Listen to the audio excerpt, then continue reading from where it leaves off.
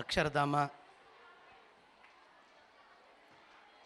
International ಸ್ಕೂಲ್ನ ವಾರ್ಷಿಕೋತ್ಸವ ಸಮಾರಂಭದ ಅಧ್ಯಕ್ಷತೆ ವಹಿಸಿಕೊಂಡಿರುವಂಥ ಹಿರಿಯ ವಕೀಲರಾದಂಥ ಮತ್ತು ಗೌರವಾಧ್ಯಕ್ಷರಾದಂಥ MK ನಿಂಗಪ್ಪ ಸರ್ ಅವರೇ, ಮತ್ತು ಈಗ ಉದ್ಘಾಟನಾ ಭಾಷಣ ಮಾಡಿ ತೆರಳಿದಂಥ ಶ್ರೀಯುತ ಧನಂಜಯ ಸರ್ ಅವರೇ, ಮತ್ತು ವೇದಿಕೆ ಮೇಲಿರುವಂಥ ರಮೇಶ್ ಸರ್ ಅವರೇ ಮತ್ತು ಮಹಾದೇವ್ ಸರ್ ಅವರೇ CRC, ನೆಕ್ಸ್ಟು ಮುಂದೆ ಈ ಸಂಸ್ಥೆಯನ್ನು ಕಟ್ಟಿ ಬೆಳೆಸಿರುವಂಥ ಮಹೇಶ್ ಸರ್ ಅವರೇ ಮತ್ತು ಸುನೀತಾರವರೇ. ನಾನು ಈ ಶಾಲೆಗೆ ಬರೋಕ್ಕೆ, ಈ ಕಾರ್ಯಕ್ರಮಕ್ಕೆ ಬರೋದಕ್ಕೆ ಮುಖ್ಯವಾದಂಥ ಕಾರಣ ಸುನೀತಾ ಅವರು ನನ್ನ ಸ್ಟೂಡೆಂಟು. ನನಗೆ ತುಂಬ ಖುಷಿಯಾಯಿತು. ಒಂದು ಗ್ರಾಮೀಣ ಭಾಗದಲ್ಲಿ ಒಂದು ಒಳ್ಳೆಯ ಶಾಲೆಯನ್ನು ತೆರೆದಿದ್ದಾರೆ, ಇಬ್ಬರು ಶ್ರಮ ಪಟ್ಟಿದ್ದಾರೆ ಅಂತ ನಿಮ್ಮೆಲ್ರಿಗೂ ಗೊತ್ತಾಯಿತು. 12 ವರ್ಷದ ಶ್ರಮ ಇದರಲ್ಲಿ ಗೊತ್ತಾಗ್ತಾ ಬರ್ತದೆ. ಅವರು ಆಗ್ತಂಥ ಆ ಪ್ರೋಗ್ರೆಸ್ ರಿಪೋರ್ಟಲ್ಲಿ ನಿಜವಾಗ್ಲೂ ಗೊತ್ತಾಗ್ತಾ ಬಂತು. 12 ವರ್ಷ.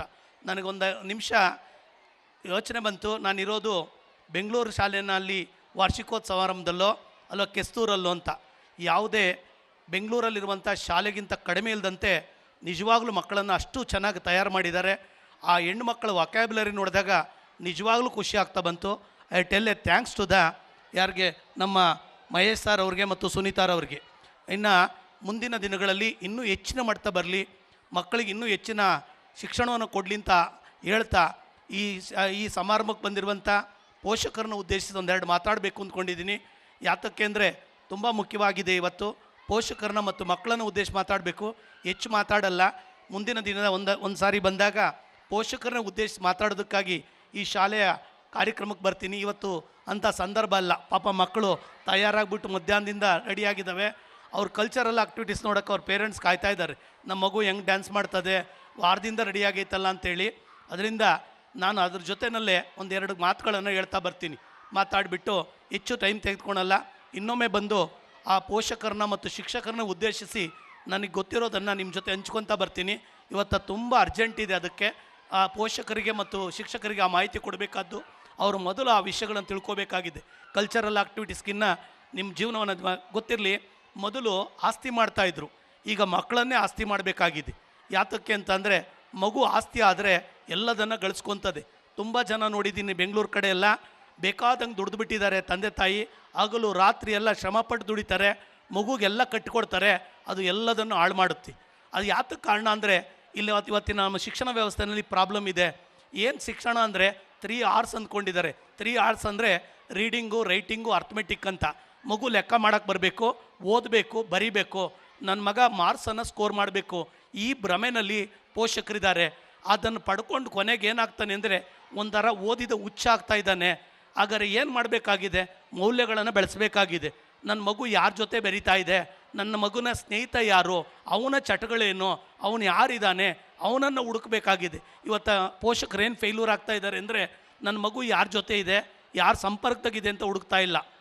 ಒಂದು ಕಾಲ ಇತ್ತು, ಮೊಸಲ್ಗೆ ಪವರ್ ಇತ್ತು. ಹಾಗಾದರೆ ಯಾರು ದಪ್ಪ ಇದ್ದ, ಯಾರು ಶಕ್ತಿವಂತ ಇದ್ದ ಜಗತ್ತನ್ನು ಆಳ್ತಿದ್ದ. ಎರಡನೇ ಹಂತ ಬಂತು, ಯಾರಲ್ಲಿ ದುಡ್ಡಿತ್ತು ಅವನು ಆಳ್ತಾಯಿದ್ದು. ಮೊದಲು ಮಸಲ್ ಪವರು, ಎರಡನೇದು ಬಂತು ಮನಿ ಪವರು. ಈಗ ನಾಲೆಡ್ಜ್ ಪವರು ಆಳ್ತಾ ಇರೋದು. ಜಗತ್ತನ್ನು ಏನಾರು ಆಳ್ತಾ ಇದೆ ಅಂದರೆ ನಾಲೆಡ್ಜ್ ಪವರು ಆಳ್ತಾ ಇದೆ.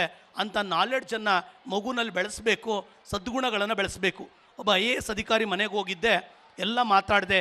ಕೊನೆಗೊಂದು ಮಾತನ್ನು ಕೇಳಿದೆ, ಸರ್ ನಿಮ್ಮ ಮಗ ಏನು ಮಾಡ್ತಾ ಇದ್ದಾನೆ ಅಂತ. ಎಷ್ಟು ನೋವಾಯ್ತು ಅಂದರೆ ನನಗೆ ನಿಜವಾಗ್ಲೂ ನಾನು ಕೇಳಬಾರ್ದಾಗಿತ್ತು ಅಂತ. ಅವರು ಯಾಕೋ ತುಂಬ ಬೇಜಾರು ಮಾಡಿಕೊಂಡ್ರು. ಏನಾಯಿತು ಅಂದರೆ ನಿಮ್ಮ ಮಗ ಏನು ಮಾಡ್ತಾ ಇದ್ದಾನೆ ಸರ್ ಅಂತ ಫಾರ್ಮಲ್ಲ ಕೇಳಿದೆ. ತುಂಬ ನೊಂದ್ಕೊಂಡ್ರು. ಸುರೇಶ್ ಅವರೇ, ನೆಕ್ಸ್ಟ್ ಇನ್ನೊಂದು ಸಾರಿ ಬಂದಾಗ ಅದನ್ನ ಕೇಳಬೇಡಿ ಅಂತ. ಎಷ್ಟು ನೋವು ಮಾಡ್ಕೊಂಡಿದ್ದಾನೆ ಅಂದರೆ ಮನುಷ್ಯ ಎಲ್ಲ ಗಳಿಸಿದ್ದಾನೆ, ಮಗ 10th ಸ್ಟ್ಯಾಂಡರ್ಡ್ ಪಾಸಾಗಿಲ್ಲ. ಯಾತಕ್ಕೆ ಅಂದ್ರೆ ಅಂಥ ಸಹವಾಸ ಬಿದ್ದಿದ್ದಾನೆ. ಅದರಿಂದ ನಾನು ಪೋಷಕರಿಗೆ ಹೇಳೋದೇನೆಂದರೆ ಉತ್ತಮವಾದಂಥ ಪರಿಸರದಲ್ಲಿ ಬೆಳೆಸಿ. ಅರ್ಥ ಆಯ್ತಲ್ಲ, ಎಷ್ಟೋ ನಾಲೆಡ್ಜ್ ಬರ್ತದೆ. ಒಂದು ಕಾಂಪಿಟೇಷನ್ ಸ್ಟಾರ್ಟ್ ಆಗಿದೆ, ಅವ್ರು ಯಾರೋ ದುಡ್ಡು ಮಾಡಿದ್ದಾನೆ, ಅವ್ನು ಯಾರೋ ಏನೋ ಮಾಡಿದ್ದಾನೆ, ನನ್ನ ಮಗನೂ ಹಂಗಾಗಲಿ ಅಂತ. ಅದು ಬೇಡ. ಅವ್ರು ಯಾರೋ ಮಗ ಒಳ್ಳೆಯವನಿದ್ದಾನೆ, ಸಜ್ಜನ ಇದ್ದಾನೆ, ಅವನ ಮಗನಂಗೆ ಆಗಲಿ ಅಂತ ಯೋಚನೆ ಮಾಡಬೇಕು. ಅದಕ್ಕೆ ಒಳ್ಳೆಯರ ಸಹವಾಸ ಮಾಡಬೇಕು. ಒಂದು ಸಣ್ಣ ಘಟನೆ ಹೇಳ್ತಾ ಬರ್ತೀನಿ. ಸಾಮಾನ್ಯವಾಗಿ ಕೆಲವ್ರಿಗೆ ಗೊತ್ತಿರ್ತದೆ. ಮೈಸೂರು ಮಹಾರಾಜರು ಒಂದು ಹಳ್ಳಿಗೆ ಹೋದ್ರಂತೆ. ಹಳ್ಳಿಗೆ ಹೋಗ್ಬಿಟ್ಟು ನೋಡಿದಾಗ ಮಧ್ಯಾಹ್ನಕ್ಕೆ ಎಲ್ಲ ಕುಡಿತಾವ್ರೆ, ಇಸ್ಪಿಟ್ಟಾಡ್ತಾವ್ರೆ. ಆಗ ಅವ್ರಿಗೆ ಅನ್ನಿಸ್ತು, ನನ್ನ ಸಂಸ್ಥಾನದಾಗಿಂಥದ್ದೊಂದು ಹಳ್ಳಿ ಇದೆಯಲ್ಲ, ಏನಾದ್ರು ಮಾಡಿ ಬದಲಾವಣೆ ಮಾಡಬೇಕು ನಾನು ಅನ್ನೋದು ಆಸೆ ಬಂದುಬಿಡ್ತು. ಅವ್ರು ಸೀದಾ ಬಂದರು. ಸುಭಾಷ್ ಶಾಸ್ತ್ರಿ ಅಂತ ಹೇಳಿ ಆ ಊರಲ್ಲಿ, ಆ ಅರಮನೆಯಲ್ಲಿ ಒಬ್ಬ ವೇದ ಉಪನಿಷತ್ತೆಲ್ಲ ತಿಳ್ಕೊಂಡಿರುವಂಥ ಪಂಡಿತರಿದ್ದರು. ಅವ್ರನ್ನ ಕರ್ಕೊಂಡ್ರು. ಸ್ವಾಮಿ, ನೀವು ಒಂದು ಕೆಲಸ ಮಾಡಬೇಕು, 1 ವರ್ಷ ಆ ಹಳ್ಳಿಗೆ ಹೋಗಿ ನೀವು ಉಳ್ಕೊಂಡು ಆ ಹಳ್ಳಿಯನ್ನು ಪರಿವರ್ತನೆ ಮಾಡಬೇಕು. ಆ ಹಳ್ಳಿ ಹಾಳಾಗೋಗ್ಬಿಟ್ಟಿದೆ, ಚೇಂಜ್ ಮಾಡಬೇಕು ಅಂದರು. ಅದಕ್ಕೆ ಆ ಸುಭಾಷ್ ಶಾಸ್ತ್ರಿಗಳು ಕರ್ಕೊಂಬಂದರು. ವೇದ ಉಪನಿಷತ್ತು ಪಂಡಿತರವರು ಕರ್ಕೊಂಬಂದುಬಿಟ್ರು. 1 ವರ್ಷ ಆದಮೇಲೆ ಮಹಾರಾಜರಿಗೆ ಅನ್ನಿಸ್ತು ಆ ಹಳ್ಳಿ ಬದಲಾವಣೆ ಆಗಿರ್ಬೋದು, ನಾನು ಹೋಗಿ ನೋಡೋಣ ಅಂತ ಬಂದರು. ಯಥಾವತ್ ಹಂಗೆ ಇತ್ತು. ಕುಡಿತಾವ್ರೆ, ಇಸ್ಪಿಟ್ಟಾಡ್ತಾ ಇದ್ದಾರೆ, ಎಲ್ಲ ಥರದ ಚಟಗಳನ್ನು ತೋರಿಸ್ತಾ ಇದ್ದಾರೆ. ಆಗ ಅವ್ರಿಗೊಂದು ಆಶ್ಚರ್ಯ ಆಯಿತು, ನಮ್ಮ ಸುಭಾಷ್ ಶಾಸ್ತ್ರಿಗಳು ಬಂದಿದ್ರಲ್ಲ ಎಲ್ಲೋದ್ರು ಅಂತ. ಆಗ ಕೇಳಿದ್ರು, ನಮ್ಮ ಸುಭಾಷ್ ಶಾಸ್ತ್ರಿ ಬಂದಿದ್ರಲ್ಲ ಎಲ್ಲೋದ್ರು ಅಂದರೆ ಅದರಾಗೊಬ್ಬ ಮಧ್ಯೆ ಬಾಟ್ಲು ಹಿಡ್ಕೊಂಡು ಎದ್ದ. ಯಾರು ಅಂದರೆ ಅಲ್ಲಿಂದ ಬಂದಿರೋ ಸುಭಾಷ್ ಶಾಸ್ತ್ರಿನ ನಾನು ಎಲ್ಲ ಸೇರಿ ಹಿಂಗೆ ಮಾಡಿಬಿಟ್ಟವ್ರೆ ಅಂತ. ಅಲ್ಲಿಗೆ ಅರ್ಥ, ನಿಮ್ಮ ಮಗು ಯಾರ ಜೊತೆ ಇದೆ, ಯಾರು ಸಹವಾಸ ಮಾಡ್ತಾ ಇದೆ, ಅವನು ಒಳ್ಳೆಯವನೇ, ಅದನ್ನು ನೋಡ್ಕೋಬೇಕಾಗಿದೆ. ನೀವು ಗಳಿಸಿದ್ದೆಲ್ಲ ವೇಸ್ಟ್ ಆಗ್ತದೆ. ಅದರಿಂದ ನೀವೆಲ್ಲರೂ ಕೂಡ ಆ ಕಡೆಗೆ ಎಚ್ಚರ ವಹಿಸಬೇಕು. ನಾನು ಮಕ್ಕಳಿಗೆ ಹೇಳೋದೇನೆಂದರೆ, ವಿದ್ಯಾರ್ಥಿಗಳೇ, ಯಾವುದೂ ಶಾಶ್ವತ ಅಲ್ಲ. ನಿಮ್ಮಲ್ಲಿ ಪಡ್ಕೊಂಡಂಥ ನಾಲೆಡ್ಜ್ ಮಾತ್ರ ಶಾಶ್ವತ. ಆ ಜ್ಞಾನವನ್ನು ಯಾರೂ ಕಸ್ಕೊಳಕ್ಕಾಗಲ್ಲ. ಬ್ಯೂಟಿ ಹೊರಟೋಗುತ್ತೆ. 10 ವರ್ಷದಾಗೆ ವಿಶ್ವಸುಂದರಿ ಇವತ್ತು ಆಂಟಿ ಆಗವ್ರಿ, ಇನ್ನು 10 ವರ್ಷಕ್ಕೆ ಮುದುಕಿ ಆಗ್ತಾರೆ. ಆದರೆ ಅಬ್ದುಲ್ ಕಲಾಮನ್ನು ನಾವು ಯಾವತ್ತೂ ಮುದುಕರು ಅನ್ಲಿಲ್ಲ, CNR ರಾವನ್ನ ಮುದುಕರು ಅನ್ಲಿಲ್ಲ. ಯಾತಕ್ಕನ್ನಲ್ಲ ಅಂದರೆ ಅವರ ವಿದ್ವತ್ತನ್ನು ನೋಡಿಕೊಂಡಾಗ ನಾವು ಮುದುಕ ಅಂತ ನೋಡಲ್ಲ, ಹಾಗಾದರೆ ಅವರ ಜ್ಞಾನವನ್ನು ನೋಡ್ತೀವಿ. CNR ರಾವ್ ಅವರು 60 ದೇಶದ 60 ಯೂನಿವರ್ಸಿಟಿಗಳು PhD ಪದವಿ ಕೊಟ್ಟಿದ್ದರು. ಅವರನ್ನು ಕೇಳಿದ್ರು, ಹೆಂಗೆ ಬಂತು ನಿಮಗೆ ಅಂದರೆ, ನನ್ನ ಪಾಡಿಗೆ ನಾನು ಕೆಲಸ ಮಾಡಿದೆ, ಅದ್ರ ಪಾಡಿಗೆ ಅದು ಬಂತು ಅಂತ. ನಾಲೆಡ್ಜು ಮನುಷ್ಯ ಜಗತ್ತನ್ನು ಆಳುತ್ತೆ. ಒಬ್ಬ ರಾಜ ಒಂದು ಊರಿಗೆ ರಾಜ ಆದರೆ ಅಲ್ಲಿ ಮಾತ್ರ ಗೌರವ ಸಿಕ್ಕಿದ್ರೆ, ಒಬ್ಬ ಮೇಧಾವಿಗೆ ಎಲ್ಲ ಕಡೆನೂ ಸಿಕ್ಕುತ್ತೆ.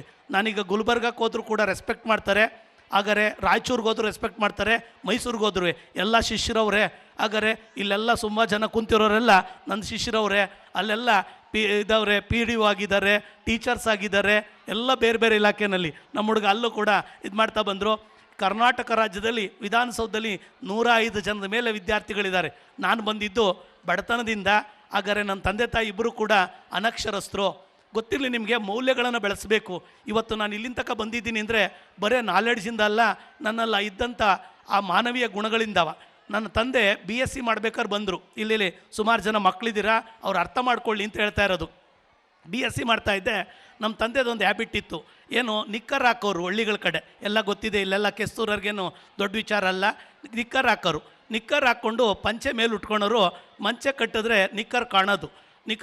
BSc ಮಾಡ್ತಾಯಿದ್ದೆ. ನನ್ನ ಜೊತೆಯಲ್ಲಿ ಹಾಗಾದರೆ ಡಾಕ್ಟ್ರು ಮಕ್ಕಳಿದ್ರು, ಇಂಜಿನಿಯರ್ ಮಕ್ಕಳಿದ್ರು, ದೊಡ್ಡ ದೊಡ್ಡ ಶ್ರೀಮಂತರ ಮಕ್ಕಳಿದ್ರು. ನಮ್ಮಪ್ಪನೂ ಅದಕ್ಕೆ ಸೇರಿಸಿತ್ತು. ನನಗೆ ಪ್ರೌಢಿದೆ, ನಮ್ಮಪ್ಪ ಅವ್ರು ಓದೋಂಥ ಶಾಲೆಗೆ ಸೇರಿಸೈತಲ್ಲ, ನಾವೇನು ಕಡಿಮೆ ಇಲ್ಲ ಅಂತ. ಬಡವರಿರ್ಬೋದು, ಆದರೆ ಕಡಿಮೆ ಇಲ್ಲ ವಿಶ್ವಾಸಕ್ಕೇನು. ಬಂತು ಒಂದು ದಿವಸ ನಮ್ಮ ತಂದೆ ನಿಕ್ಕರನ್ನು ಕಾಣೋಂಗೆ ಕಟ್ಕೊಂಬಂತು. ದುಡ್ಡು ಕೊಡೋಕ್ಕೆ ಬಂದಿತ್ತು ನನಗೆ. ನಾನು ಪ್ರೀತಿಯಿಂದ ಕರೆದೆ, ಜೊತೆನಲ್ಲಿ ಹೋದೆ.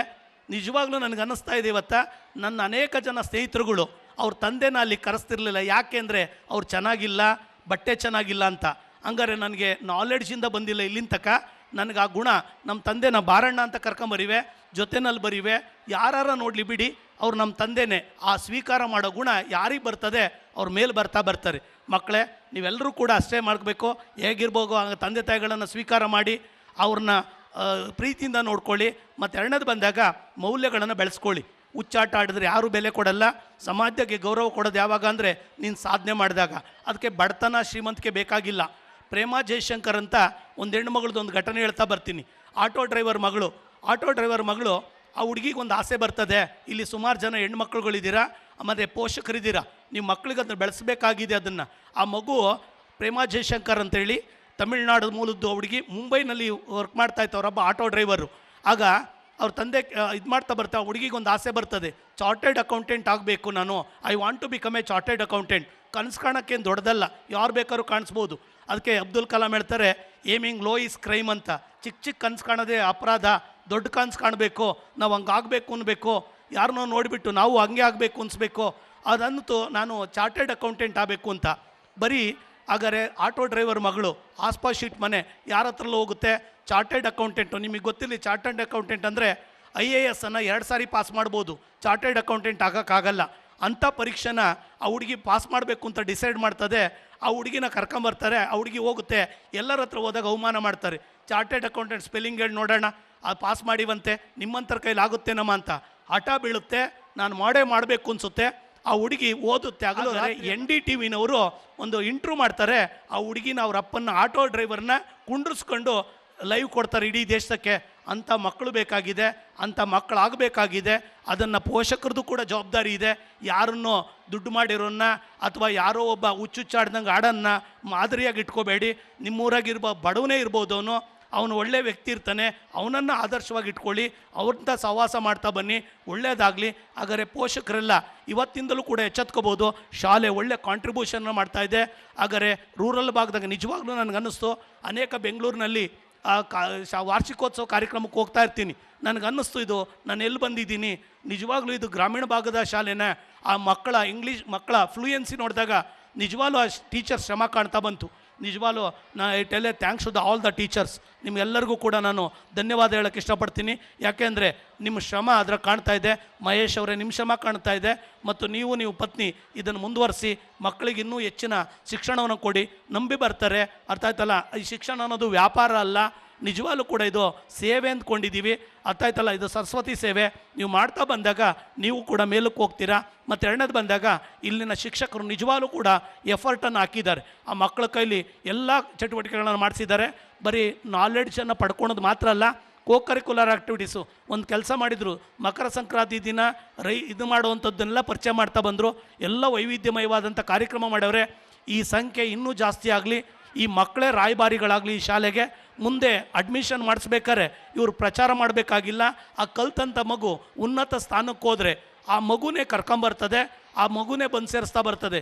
ಈಗ ನನ್ನ ಇನ್ಸ್ಟಿಟ್ಯೂಷನ್ಗೆ ನಾನು ಯಾವತ್ತೂ ಪ್ರಚಾರ ಮಾಡಲ್ಲ, ಅಪಾಯಿಂಟ್ ಆಗಿರೋರೆ ಕರ್ಕೊಂಬಂದು ಸೇರಿಸ್ತಾ ಬರ್ತಾರೆ. ಅದು ಅವರೇ ರಾಯಭಾರಿಗಳಾಗಿದ್ದಾರೆ. ಅದರಿಂದ ಗುಣಮಟ್ಟವನ್ನು ಕೊಟ್ಟಾಗ ನಾವು ಪ್ರಚಾರ ಮಾಡಬೇಕಾದ ಅವಶ್ಯಕತೆ ಇಲ್ಲ.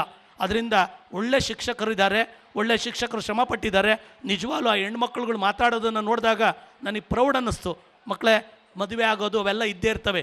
ಅದರಿಂದ ನನ್ನ ತಂಗಿಗೆ ಹೇಳ್ತಾ ಬಂದೆ. ನಾನೊಂದು ಸಾರಿ ಕೇಳಿದ್ರು, ನನ್ನ ತಂಗಿಗೆ ಹೇಳಿದೆ, ಅಮ್ಮ ಓದ್ತೀಯೋ ಅಥವಾ ಮದುವೆ ಆಗಬೇಕು ಅಂತ ಕೇಳಿದೆ. ಇಲ್ಲ ಓದ್ತೀನಣ್ಣ ಅಂತು. ಓದ್ತೀನಿ ಅಂದಾಗ ನಾನೊಂದು ಮಾತು ಹೇಳಿದೆ, ಲೇಟ್ ಆಗುತ್ತೆ ಮದುವೆ ನಡೆಯುತ್ತಾ, ಬೇರೆ ಯಾರೋ ಲಗ್ನ ಪತ್ರಿಕೆ ಇಟ್ಕೊಂಬತ್ತಾರೆ, ಬೇಜಾರು ಮಾಡ್ಕೋಬಾರ್ದು, ಓದಕ್ಕೆ ರೆಡಿ ಇದೆಯಾ ಅಂದೆ. ಓದ್ತೀನಣ್ಣ, ಪರವಾಗಿಲ್ಲ, ಯಾರಾದರೂ ನಾನು ಕೊಟ್ಟಿದ್ದ 500 ರೂಪಾಯಿ ಇಸ್ಕೋಬಾರ್ದಮ್ಮ, ನೀನು ದುಡಿಯಂಗಾಗಬೇಕು, ನಿನ್ನಲ್ಲಿ ಯಾವ್ದಾರ ಒಂದು ಕೈನಲ್ಲಿ ಇರಬೇಕಮ್ಮ, ಹಾಗಾದರೆ ಸ್ವತಂತ್ರವಾಗಿ ಬದುಕೋಂಗಿರ್ಬೇಕು ಹೆಣ್ಮಕ್ಳು ಅಂತಂದಾಗ, ಆಯ್ತಣ್ಣ ಓದ್ತೀನಿ ಅಂದಾಗ, ಲೇಟ್ ಆಗುತ್ತೆ ಮದುವೆ ರೆಡಿ ಇದೆಯಾ ಅಂದೆ. ಆಯಿತು ಅಂದಾಗ ಹಾಗಾದರೆ BA ಮಾಡ್ತು, MA ಮಾಡ್ತು, B.Ed ಮಾಡ್ತು, M.Ed ಮಾಡ್ತು, KES ಮಾಡ್ತು, ಇವತ್ತು ಆಫೀಸರ್ ಆಗಿದ್ದಾರೆ. ಲಕ್ಷಾಂತರ ರೂಪಾಯಿ ಸಂಬಳ ಬರ್ತದೆ, ನಾವು ಕೊಟ್ಟರು ಇಸ್ಕೊಳಲ್ಲ.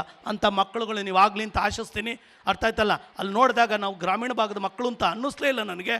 ನಿಜವಾಗ್ಲೂ ಯಾವುದೋ ಬೆಂಗಳೂರಾಗಿರೋ ಕಾನ್ವೆಂಟಲ್ಲಿ ಇದ್ದೀನಿ ಅನ್ನಿಸ್ತು. ಈ ಶ್ರಮ, ಶಿಕ್ಷಕರ ಶ್ರಮ ಮತ್ತು ಅವರಿಬ್ಬರು, ಹಾಗಾದರೆ ಮಹೇಶ್ ಸಾರು ಮತ್ತು ಸುನೀತಾ ಅವರು ಮಾಡಿರುವಂಥ ಶ್ರಮ ಈ ಶಾಲೆ ಮುಂದುವರಿತಾ ಬರಲಿ, ಇನ್ನೂ ಹೆಚ್ಚಿನ ಮಟ್ಟದಾಗಲಿ. ಮಕ್ಕಳು ಎಲ್ಲ ತಯಾರಾಗಿದ್ದಾವೆ. ಪಾಪ ಕಲ್ಚರಲ್ ಆ್ಯಕ್ಟಿವಿಟೀಸ್ ನೋಡೋದಕ್ಕೆ ನೀವು ರೆಡಿ ಇದ್ದೀರಾ. ಎರಡು ಮಾತಾಡ್ತಾ ನನ್ನ ಮಾತನ್ನು ಮುಗಿಸ್ತಾ ಬರ್ತೀನಿ. ಮುಂದಿನ ದಿನಗಳಲ್ಲಿ ದೊಡ್ಡ ಮಟ್ಟದಲ್ಲಿ ಬೆಳೀಲಿ ಇಂಟರ್ನ್ಯಾಷನಲ್ ಸ್ಕೂಲು. ಹಾಗಾದರೆ 100 ವರ್ಷವನ್ನು ಆಚರಿಸ್ಕೊಳ್ಳಿ ಅಂತ ಆಶಿಸ್ತಾ ನನ್ನ ಮಾತುಗಳನ್ನು ಮುಗಿಸ್ತಾ ಬರ್ತೀನಿ. Thank you for all. ಭೂಮಿಗೆ ಬಿದ್ದ ಬೀಜ, ಎದೆಗೆ ಬಿದ್ದ ಅಕ್ಷರ ಇವತ್ತು ಯಾವತ್ತೂ ನಾಶ ಆಗಲ್ಲ ಅಂತೇಳಿ ಅವರು ಸ್ಪರ್ಧಾ ಪತ್ರಿಕೆಯಲ್ಲಿ ಯಾವಾಗಲೂ ಅದು ಬರಿತಾ ಇರ್ತಾರೆ. ಶಿಕ್ಷಣದ ಬಗ್ಗೆ, ಮಕ್ಕಳ ಬಗ್ಗೆ ಪೋಷಕರು ಎಷ್ಟು ಜವಾಬ್ದಾರಿಯುತವಾಗಿರಬೇಕು, ಮಕ್ಕಳನ್ನು ಹೇಗೆ ಬೆಳೆಸಬೇಕು, ಮಕ್ಕಳನ್ನು ಆಸ್ತಿಯಾಗಿ ಮಾಡಬೇಕು ಅಂತೇಳಿ ಅನೇಕ ವಿಚಾರಧಾರೆಗಳನ್ನು, ತಾವು ಬೆಳೆದು ಬಂದ ಹಾದಿಯ ಬಗ್ಗೆ